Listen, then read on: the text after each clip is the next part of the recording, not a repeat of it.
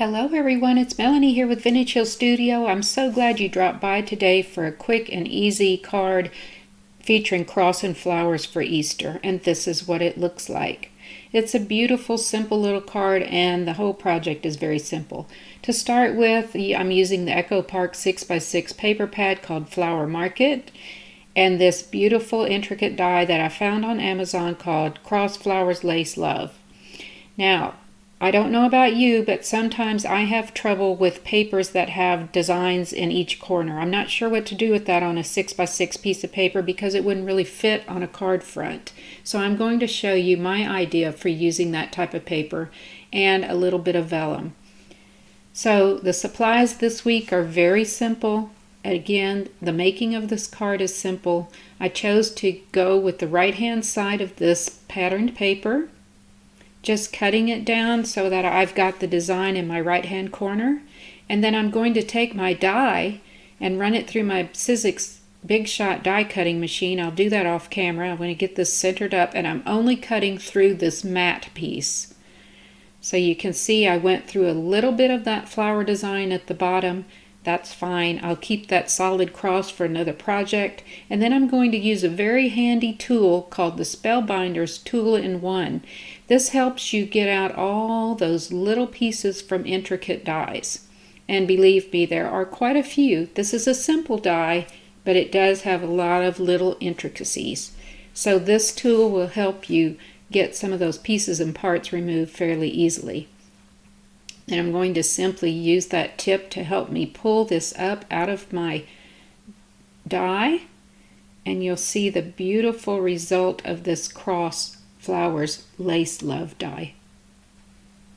Alright, so the piece with the pattern there is looking pretty plain. That's okay, because I'm going to reinsert the die cut into this after I get this put on the front of my card. And I wanted to back that with just a little bit of vellum. I didn't want any other type of patterned paper because I want my cross to be the star of the show for this card. So I cut that vellum down to tuck in behind my front mat. Doesn't really matter what size it is, just make sure it fits behind there. And then very carefully I'm going to go with glue around the edges of my vellum and do little bitty glue dots around that negative space. I don't want any glue to squish out onto my vellum, because if you've ever worked with vellum, you know that if you get some glue on your vellum, it is very visible. So just be careful on this little part for now, making sure that your glue doesn't show through your vellum. See how beautiful that is? Now I thought about popping that up on foam tape, but I actually like it flat on the card today. So keeping it very simple. Now I will go around this mat, and since my vellum is already adhered very well to the front of my card, I can be a little more generous with my glue on the back, but again, I don't want it to squish out and show through the vellum. So I'll get that centered on my card front. Use my brayer to move the glue around evenly underneath there. And then I will be ready to adhere my die cut. Now when I work with intricate die cuts, I like to use this Craft Bond. It's a spray adhesive. I will do that off camera in a box where the excess spray doesn't make a mess. And then I can simply lay this down. It's not going to leave any residue on that vellum or on my card mat. And I have a beautifully finished card. That is how simple this card was today. I think it really displays that beautiful cross image in the middle, and it allowed me to use some papers that I normally wouldn't go to for a card.